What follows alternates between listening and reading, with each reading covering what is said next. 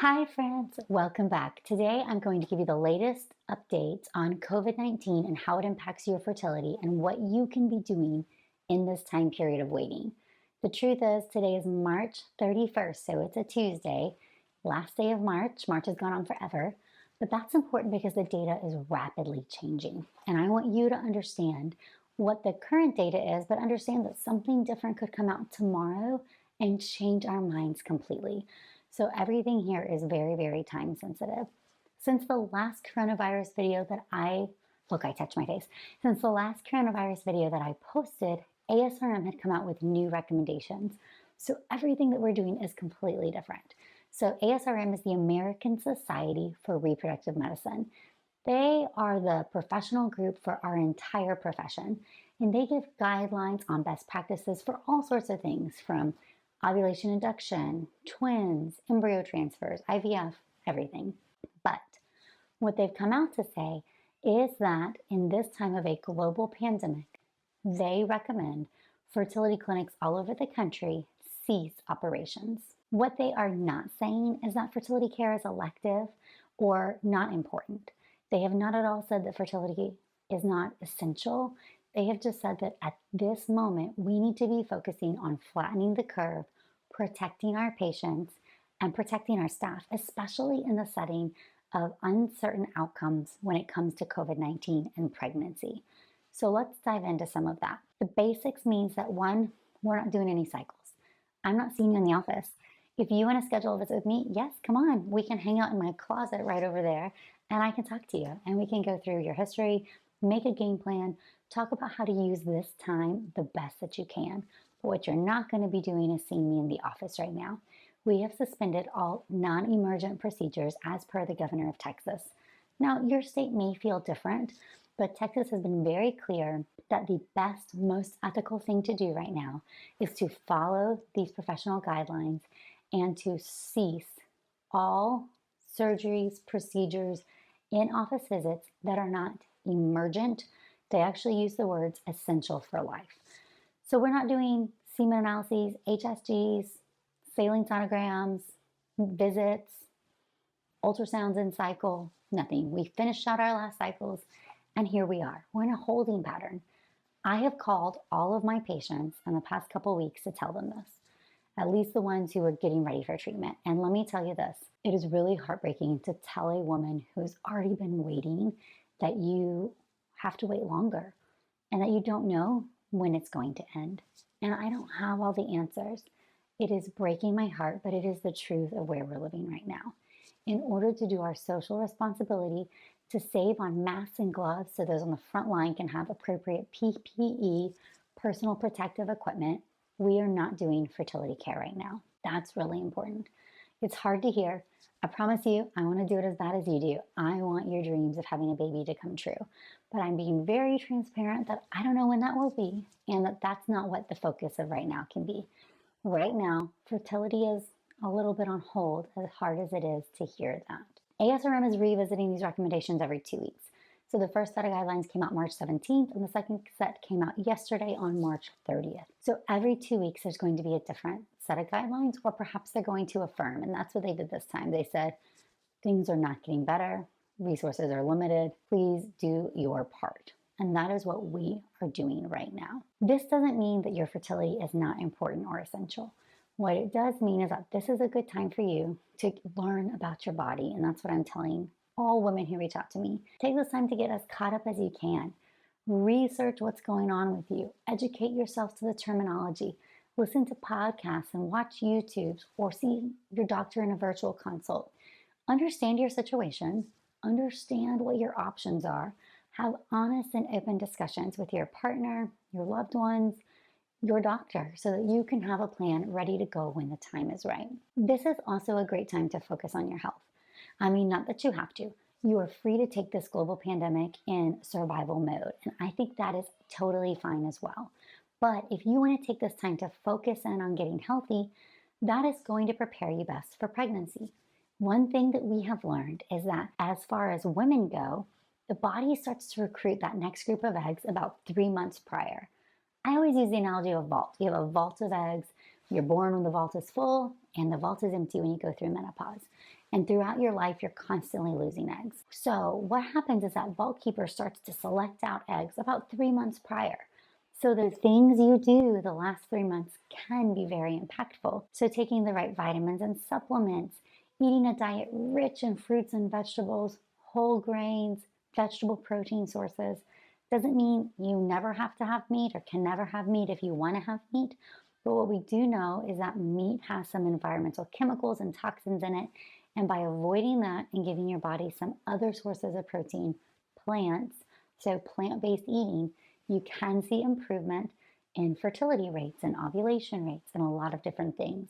This is a great time to get in touch with yourself, practice mindfulness, to try to exercise if you can, and maybe lose weight if that's something that's on your to-do list. I'm not saying any of these things are easy.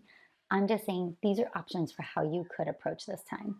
You could also stop some of those negative behaviors, drinking, smoking, marijuana, things like that that may adversely impact your fertility.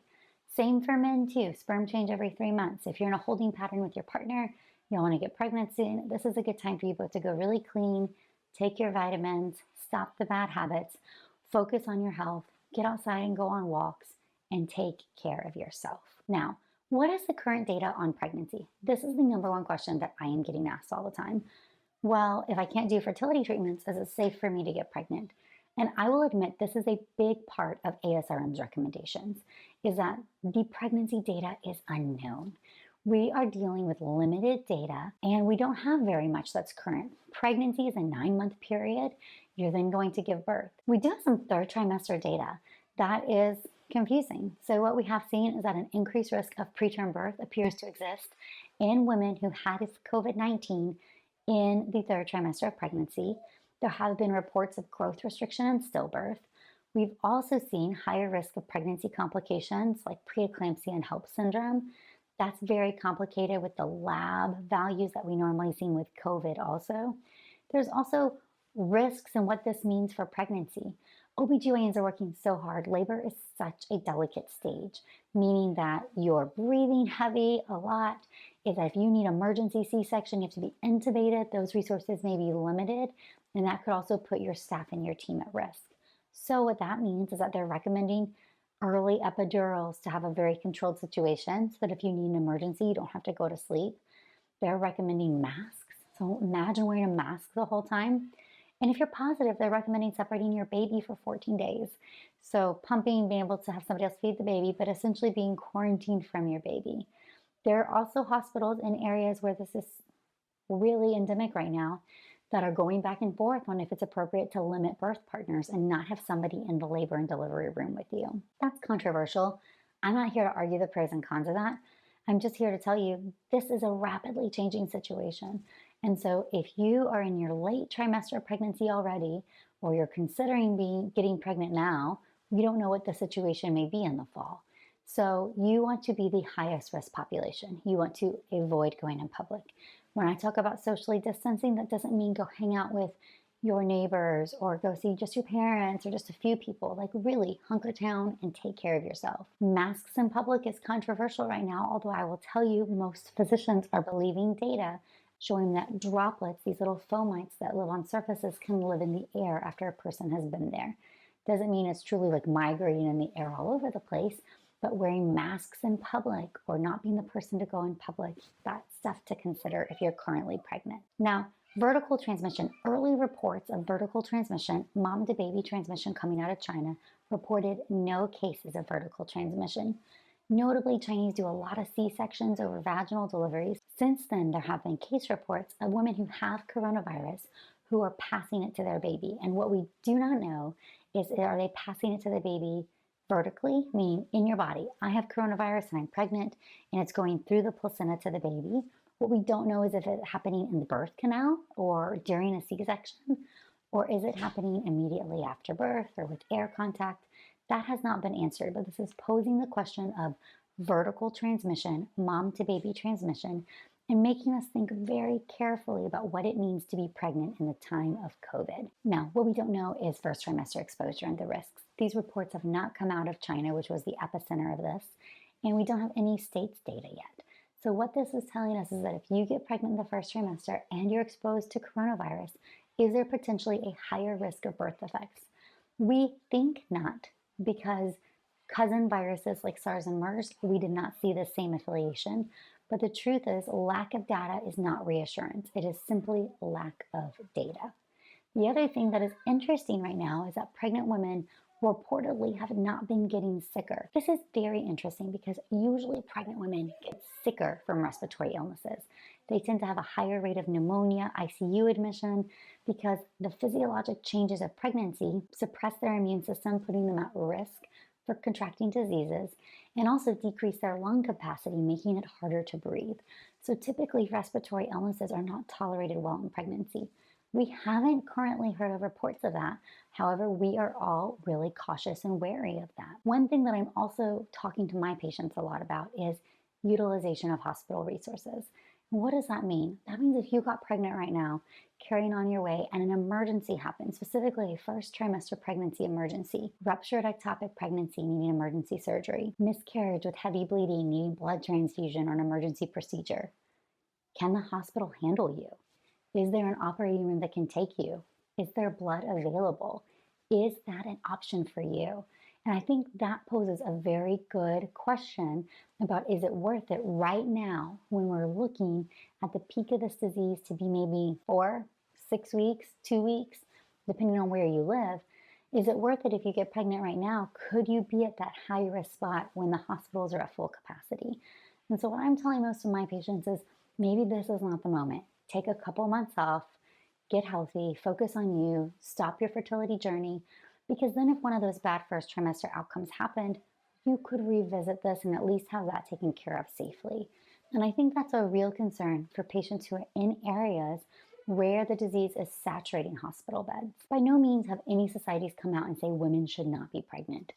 ACOG, the American College of OBGYN, has not said that. But I think that that's an important question that has to be answered personally. So I'm telling everybody, this is a delicate decision, but you need to be really thinking through the pros and cons of what it means to get pregnant right now if you're on the fence and trying to make that decision. To all of my fertility patients, or to the women all over the world who have had their journeys halted because of this, I'm really sorry. I'm so sorry. It broke my heart, and it was the first time I broke down and cried about this whole situation was after calling women and telling them day after day that their plans were on hold. That was what broke my heart and what really made this pandemic feel very, very real. I know if you're going through there, I can't imagine what it's like. I know what it's like to be deep in the throes of infertility, and I know what it's like to be a person living in the middle of a pandemic, having plans in life changed and put on hold. Putting both of them together has got to be devastating. Try to not look at this as that your goals are not important, because they are. I promise you, those of us in your community, your goals matter, your fertility matters, and we are going to help you get there. We want you to get there in the safest way, and we want to really understand the implications of what it means to be pregnant during this time period. Please feel free to reach out to your doctor. My patients, reach out to me. Other people reach out. Most of us are happily doing virtual consults, explaining what we know. Every clinic in every state's a little bit different right now. So reach out, get information, and try to view this time that none of us expected as something that can help you regroup and be in a better position when the time is right for you. I can't make this go away. We all have to do our part. We have to stay inside. We have to stay away from other people. We have to wash our hands. We must be aware and be careful. But what we can do is take care of each other and take care of ourselves during this time. I'm going to be here educating you guys, refocusing to giving good educational content as time is going on so that you guys can have the latest updates. And if the situation that happens right now is that you learn a little bit more about your body and your journey gets delayed just a little bit, hopefully we can make the best of that outcome. Please, let's not be this something that devastates you or your family and impacts you personally. My heart is going out to all of you who could be impacted by this. I'm also so proud of all of our true first responders on the front line, all of my colleagues who are battling this day in and day out. You guys are working hard to keep the rest of us safe, so thank you. As always, you guys, I have tons